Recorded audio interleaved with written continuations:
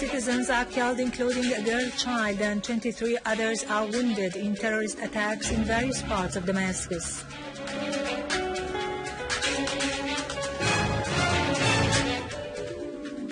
Syrian Arab Army units eliminate terrorists in several governorates. Russia affirms its determination to continue work with the Syrian government and opposition in order to reach fruitful results from Geneva II conference.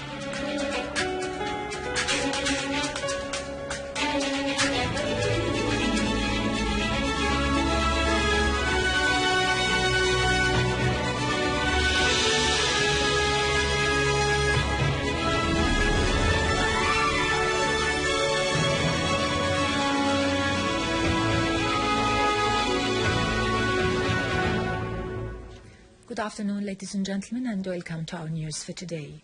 A Damascus police command source has announced the death of a girl child and the injury of a woman and a female child when a mortar shell fired by terrorists fell near Al-Jubba Square in Sheikh Muhyiddin neighborhood in Damascus. 3 citizens were killed today and 21 others were injured in a terrorist attack with mortar shells in Baghdad Street, the center of the vocational rehabilitation of the handicapped and Martyr Ahmad Hamish Hospital in Barza neighborhood in Damascus. A police command source said a mortar shell fired by terrorists fell on a house in Baghdad Street, killing 3 citizens and wounding 4 others. The source added that 17 citizens were injured when 2 mortar shells fell in the surroundings of Hamish Hospital in Barza neighborhood. 2 other shells hit the complex of the Vocational Rehabilitation Center for the Handicapped. No casualties were reported.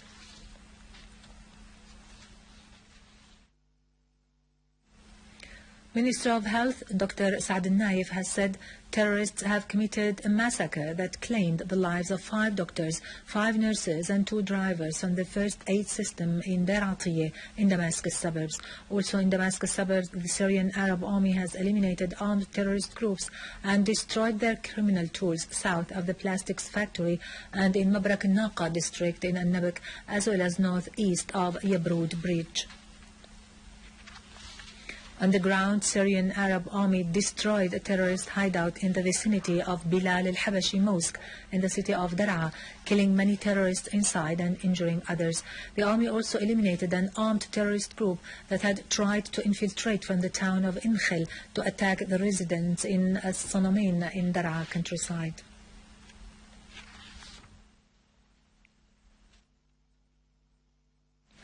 In Homs, Syrian Arab Army killed a number of terrorists in the village of al-Tababir in Al-Firqlos, destroying their truck and pickup, which were loaded with weapons and ammunition. The Syrian Arab Army also destroyed several terrorist hideouts in Zara, Al-Husn, Al-Ghasibiyya village and the surroundings of Al-Dwair, killing many of them. Meanwhile, the army eliminated a sniper who was taking a position in a residential building between the neighborhoods of Al-Qarabis and Jurat al-Shayyah. The army also destroyed a terrorist gathering near At-Tahya Mosque in Bab Houd.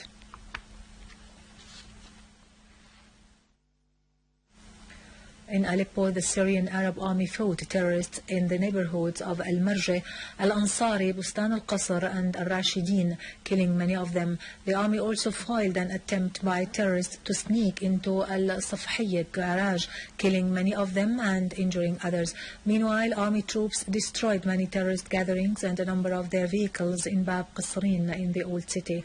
In Aleppo countryside, Syrian Arab Army pounded a terrorist gathering, destroying 2 of their vehicles, which were packed with weapons and ammunition in the vicinity of Al-Kindi Hospital, eliminating many terrorists in the areas of Al-Yaramoun, Al-Mansoura and the vicinity of the central prison. The army also destroyed many terrorist hideouts in the villages and towns of Babis, Arbin, Kweris, Al-Jdeide and Handarat. In Hama countryside, Syrian Arab Army eliminated several armed terrorist groups east of Al-Asaliya village and to the north of Al-Matiq castle, destroying a number of their cars which were loaded with weapons and ammunition. In Idlib countryside, Syrian Arab army killed a number of terrorist leaders in an operation that targeted their hideouts in the village of Hantutin. In the village of Ain Larus, the Syrian Arab army also destroyed a hideout for the terrorist leaders, most of them non-Syrians, including Egyptians, Jordanians, Libyans and Qataris. The Syrian Arab army also pounded several terrorist gatherings and hideouts, killing all terrorists inside in Ma'aret, Masrin, Binnish and Nahaliya. In Latakia, the Syrian Arab army units targeted several terrorist gatherings in the villages of Al-Rabi'a, Salma, Saqiyat, Al-Kirt, Ghmam and Al-Khadra, destroying many vehicles carrying missiles or equipped with different kinds of machine guns, killing many terrorists including leaders of the so-called Islamic State in Iraq and the Sham. Army units also destroyed a vehicle loaded with explosive devices in the village of Ain al-Qantara, killing a number of terrorists including the Jordanian Abu Trab, leader of the so-called Al-Ifta Circle in the Islamic State of Iraq and the Sham. Meanwhile, a vehicle loaded with missiles blew off in the village of Wadi Hizairin, killing many terrorists.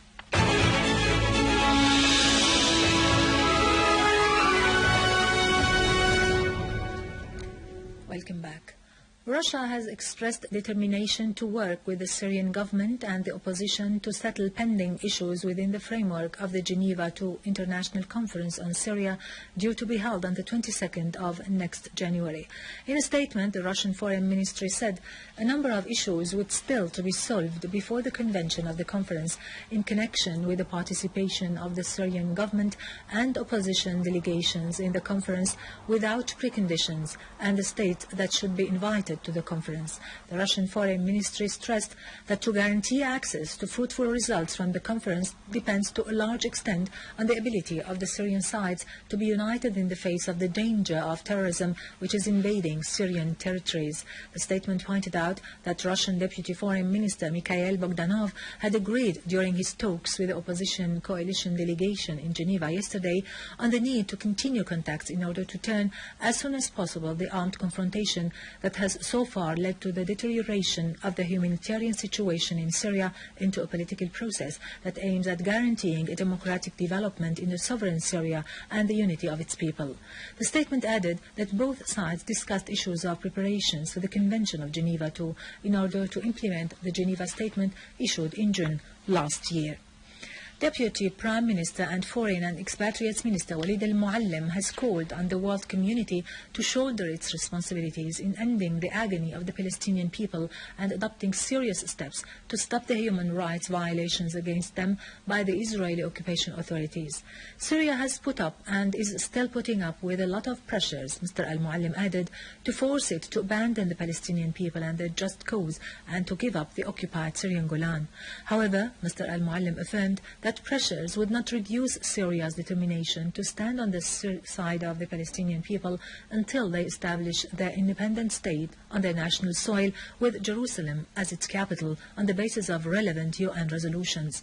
In a message addressed to the chairman of the committee concerned with the Palestinian people's practice of their inalienable rights on the occasion of the committee's annual meeting to celebrate the World Day in solidarity with the Palestinian people, Mr. al-Moallem said hundreds of UN resolutions issued over the past 65 years have affirmed that the Palestinian people have inalienable rights and that the Israeli occupation authorities are trying to wipe out those rights in their attempt to liquidate Palestinian cause.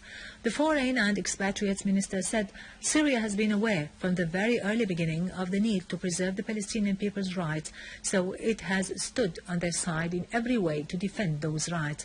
It has also hosted for decades about 500,000 Palestinians who have enjoyed the same rights of Syrian citizens without any encroachment on their right to repatriation according to UN General Assembly Resolution 194.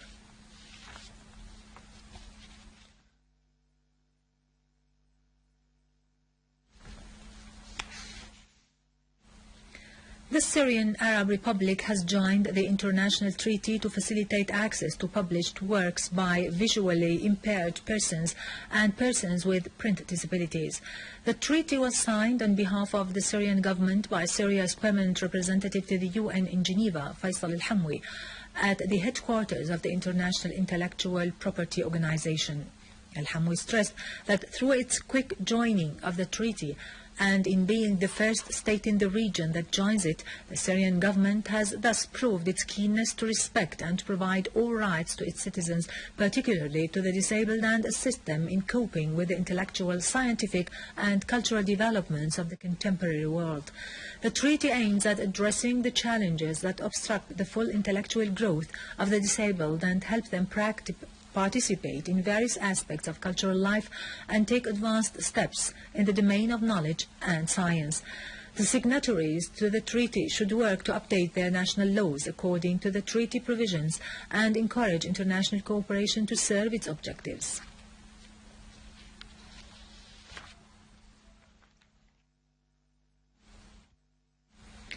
The death toll of the victims of the terrorist explosions and attacks that targeted several areas in Iraq yesterday has risen to 42. Dozens were injured. 23 people were killed and 39 were wounded in the attack that targeted As-Sadriya region in the center of Baghdad. In Ziqar Governorate, former MP from the Iraqi list Jamal Mohsen al-Rafi'i, the Sheikh of al-Rafi'iyin tribe, was killed when terrorists stormed into his house and assassinated him. In Al-Mosul, 9 people were killed and 20 others were injured in 3 separate attacks, including 2 suicide blasts with car bombs that targeted security barricades.